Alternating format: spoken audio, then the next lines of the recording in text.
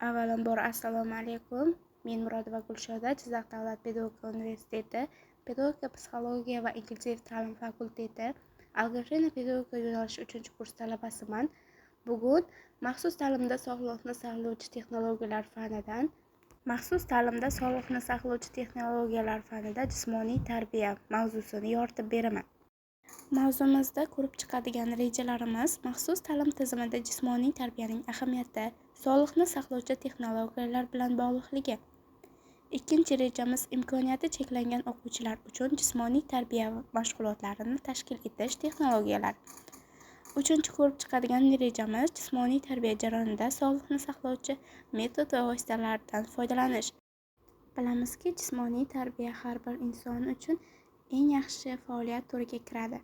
Maxsus ta'lim tizimida jismoniy tarbiyaning ahamiyati va sog'liqni saqlovchi texnologiyalar bilan bog'liqligi. Maxsus ta'lim muassasalarida jismoniy tarbiya o'quvchilarning sog'lig'ini mustahkamlash, harakat faoliyatini oshirish va umumiy rivojlanishini ta'minlashda muhim o'rin egallaydi.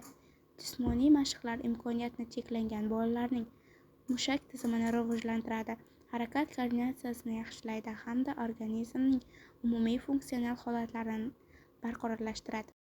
Shu bilan birga jismoniy tarbiya mashg'ulotlari bolalarda o'ziga bo'lgan ishonchni kuchaytiradi, ijobiy emotsional holatni yuzaga keltiradi va ijobiy moslashuv jarayonini yengillashtiradi.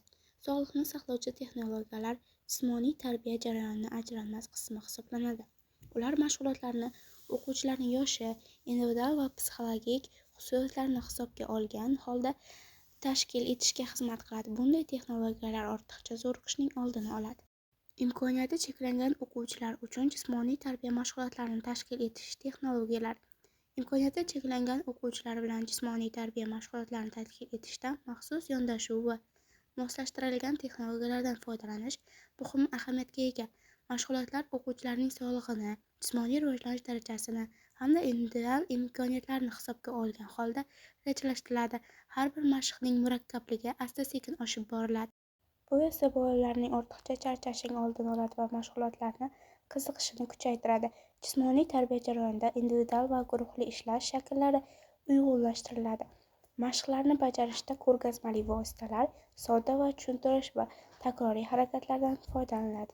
Jismoniy tarbiya jarayonida sog'liqni saqlovchi metod va vositalardan foydalanish. Jismoniy tarbiya mashg'ulotlarida sog'liqni saqlovchi metod va vositalardan foydalanish o'quvchilarning jismoniy va ruhiy holatini barqarorlashtirishga xizmat qiladi. Mashg'ulotlar davomida yuklama darajasi o'quvchilarning imkoniyatlariga mos ravishda belgilanadi. Mashqlar esa sodda, tushunarli shaklda tanlanadi. Bu holat ortiqcha zo'riqishning oldini olib, harakatlarni to'g'ri va xavfsiz bajarishga imkon yaratadi. Sog'liqni saqlovchi vositalar sifatida nafas mashqlari, cho'zilish, reaksiya mashqlari, harakat o'yinlari va dam olish daqiqalaridan foydalaniladi. Ushbu metodlar qon aylanishini yaxshilaydi, mushaklardagi taranglikni kamaytiradi hamda charchoqni bartaraf etadi. Shuningdek, mashg'ulotlarda ijobiy emotsional muhitni yaratish, o'quvchilarni rag'batlantirish, qo'llab-quvvatlash ham sog'liqni saqlovchi texnologiyalarning muhim jihati hisoblanadi. Natijada jismoniy tarbiya mashg'ulotlari o'quvchilarning salomatligini mustahkamlash bilan birga ularning harakat faolligini va hayot sifatini oshiradi. Shunday ekan, jismoniy tarbiya biz uchun sog'lom hayot sari qo'yilgan eng muhim qadamdir.